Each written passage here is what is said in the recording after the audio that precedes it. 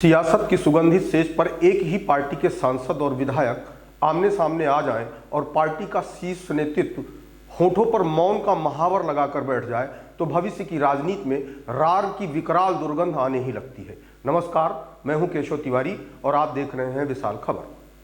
अस्तित्व का आशियाना बचाने की कवायद जिस तरीके से की जा रही है उसे देखते हुए रार तो निश्चित है कि आने वाले समय में विंध्य प्रदेश को लेकर जिस तरीके की तकरार सामने आने वाली है उसे देखते हुए ये कहा जा सकता है कि नज़ारा बड़ा दिलचस्प होगा।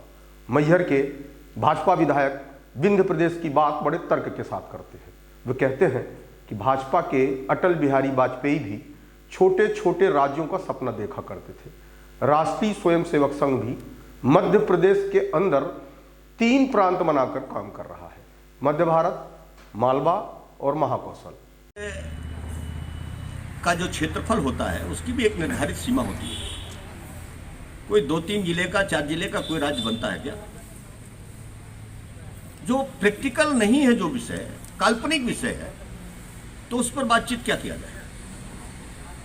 सतना के सांसद सम्माननीय गणेश सिंह जी ने विंध्य प्रदेश को काल्पनिक शब्द कहकर हमारी जन्मभूमि विंध्य धरा का कहीं न कहीं अपमान किए हैं।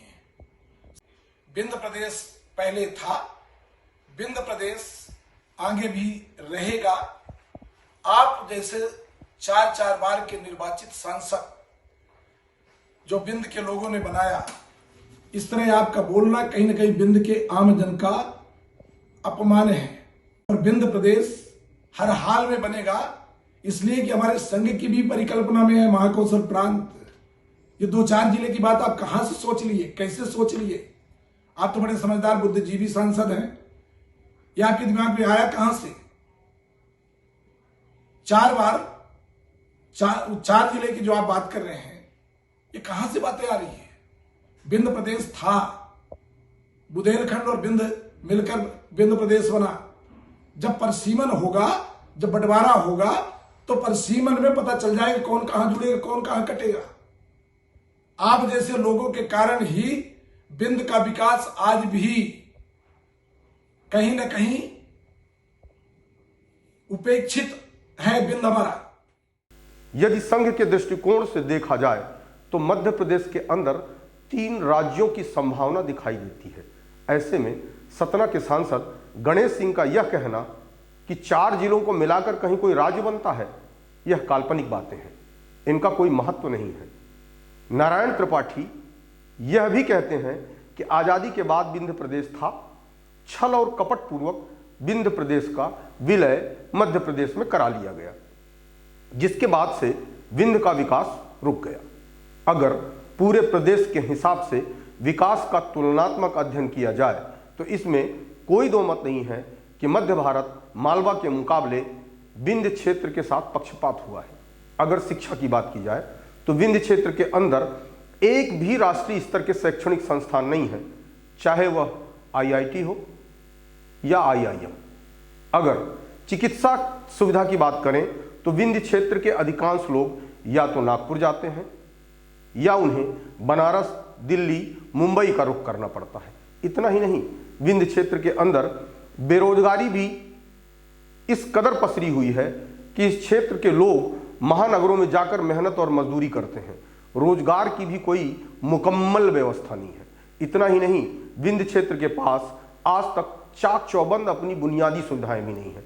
अगर सतना रीवा सड़क की बात ही कर ली जाए तो 50 किलोमीटर की सड़क भी वर्षों से बन रही है और आज तक पूरी बन नहीं पाई। पीने के पानी की बात करें तो गर्मियों में पीने का पानी का संकट भी विंध्य के कई गांवों और शहरों में देखा जा सकता है। मैहर के विधायक नारायण त्रिपाठी का कहना है कि यदि विंध्य बनेगा तो विंध्य का तेजी से विकास होगा। वहीं सतना के सांसद गणेश सिंह का कहना है कि 4 जिलों को जोड़कर कोई राज्य नहीं बनाया जा सकता। का जो क्षेत्रफल होता है उसकी भी एक निर्धारित सीमा होती है। कोई 2-3 जिले का, 4 जिले का कोई राज्य बनता है क्या? जो प्रैक्टिकल नहीं है, जो विषय है, काल्पनिक विषय है, तो उस पर बातचीत क्या किया जाए? इस तरीके की कल्पना करना उचित नहीं है। वहीं विंध्य की मांग को लेकर पूर्व भाजपा जिलाध्यक्ष सुरेंद्र सिंह ने भी कहा कि विंध्य की मांग जायज है। विंध्य की मांग को लेकर नारायण त्रिपाठी अब तक करीब करीब पूरे विंध्य का दौरा कर चुके हैं, लेकिन उन्हें पर्याप्त जन समर्थन भी मिल रहा है। लोग तो यहां तक कहते हैं कि रैगांव चुनाव में नारायण त्रिपाठी विंध्य के सवाल पर कल्पना वर्मा का समर्थन कर दिया था, जिसके चलते भारतीय जनता पार्टी की हार हो गई। अब देखना यह है कि भविष्य के विधानसभा चुनावों में विंध्य का मुद्दा कितना जोर पकड़ता है। अपने राज्य की मांग को लेकर क्षेत्र की जनता भावनात्मक रूप से कितना जुड़ती है और नारायण त्रिपाठी का कितना समर्थन करती है। यदि जनता भावनात्मक रूप से विंध्य के मुद्दे पर नारायण त्रिपाठी से जुड़ गई तो इसमें कोई दो मत नहीं है कि भारतीय जनता पार्टी को इस बात का बड़ा खामियाजा भुगतना होगा।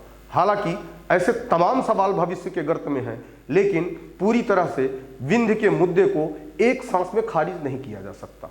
देखते रहिए विशाल खबर।